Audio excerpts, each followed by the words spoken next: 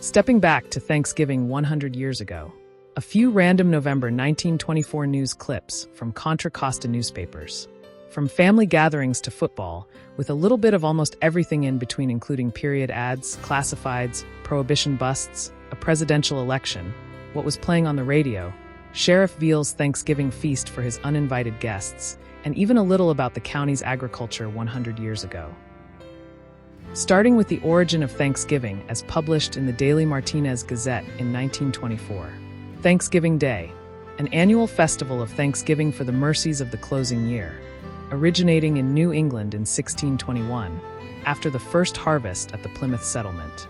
The observance of the day slowly spread to the other colonies, and since 1863, when President Lincoln issued a proclamation recommending its national observance, his example has been followed by succeeding presidents, the last Thursday of November being chosen as Thanksgiving Day, being observed as a holiday throughout the United States. 1924 was also an election year. The United States presidential election that year was won by incumbent President Calvin Coolidge, the Republican candidate. Coolidge became president in 1923 following the death of then-incumbent President Warren G. Harding. Coolidge was given credit for a booming economy at home and no visible crises abroad. This was the first presidential election in which all American Indians were citizens and thus allowed to vote. Coolidge's 25.2-point victory margin in the popular vote is one of the largest ever. Interesting side note that the socialist candidate did not appear on the ballot due to a recent Supreme Court ruling. Prohibition was the law of the land from 1920 to 1933, and there were several articles in the local papers on violators. Victor Ferrario of Richmond was fined $500, over $9,000 in today's money, for having 2 gallons of brandy. Holy cow! Sheriff Veale gives turkeys and fixings to his staff and inmates. In accordance with tradition inaugurated many years before, Sheriff Veale presented each member of his official family with a nice fat juicy turkey and large bunches of fresh celery shipped directly from the county's Delta farms. In addition to the sheriff's remembrance to his staff, the uninvited guests of the Hotel Veale, located on the courthouse grounds, were also to be royally entertained with an elaborate turkey dinner. 4 fine turkeys were prepared for the occasion, along with cranberry sauce, vegetables of various kinds, Irish and sweet celery, and large fat mince pies, which the sheriff had baked for the occasion, will be served. There were many family reunions on that Thanksgiving Day, 2 of which we share here. Newspapers of the era provided great detail, including addresses and names, something you would never see today. Mr. and Mrs. Harrison of 1029 Court Street, Martinez, entertained Mrs. Harrison's parents, the Holbrooks, and brother Everett of Avon, and her sister Nina Holbrook at their Thanksgiving dinner. The Philpotts also entertained a large number of guests on Thanksgiving Day at their home on Mellis Street.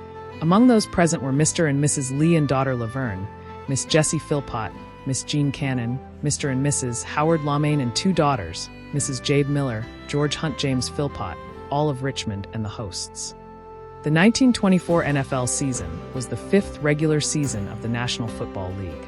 The league had 18 teams playing during the season. Before the season, the owner of the now-defunct Cleveland Indians bought the Canton Bulldogs and mothballed it, taking the team's nickname and players to Cleveland for the season. The new team, the Cleveland Bulldogs, won the 1924 NFL title with a 7-1-1 record. Published in the Daily Martinez Gazette November 24th.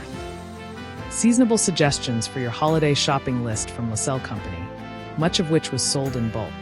They claim to be the Emporium of Contra Costa County. This and the next ad were published in the Daily Martinez Gazette November 26, 1924. The Martinez Candy Store offered a merchant's lunch or dinner for 50 cents and short-order confections. Contra Costa dairy farmers, who were struggling to make ends meet, ran a series of ads hoping to get a better price for the milk they produced. Garlic farming was a lucrative San Ramon Valley crop in the mid-20s.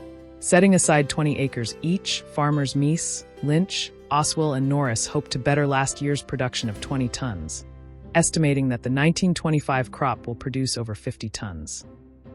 Contra Costa had several movie houses in 1924, but the films were still silent. One of the films in the previous slide, Dandelions, was about a timid young man is desperately in love with a girl who insists upon being married in a cage of lions. Have you ever been that desperately in love? Other entertainment, news and educational programming was available to those lucky enough to have a radio. KGO's Aunt Betty told stories for the kiddies. KPO played the Song of Songs and a California lullaby. KLX vocals and instrumentals. KFarsi had stock news and bulletins, and KFI the Evening Herald Bulletin. I think most of these stations' call letters are still around today. Southern Pacific was offering special low-price round-trip fares to folks traveling to see loved ones to enjoy a Thanksgiving feast.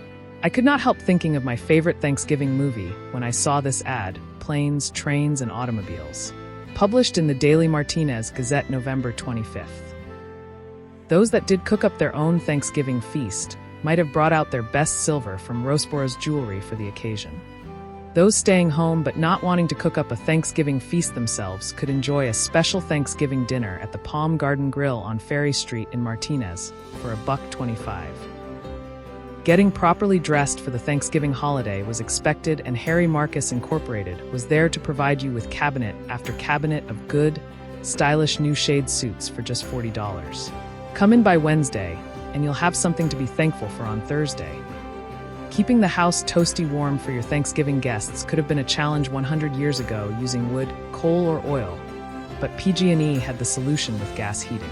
I advise my friends to install modern gas heating equipment for all of the reasons above, says Mr. Businessman. It's one of the best investments I have ever made. Getting there. Thomas Motors was having a used car sale just in time for the Thanksgiving holiday, all with a 30-day trial on their used cars, promising satisfaction or exchange for any other used car on their lot, all with terms to fit any pocketbook.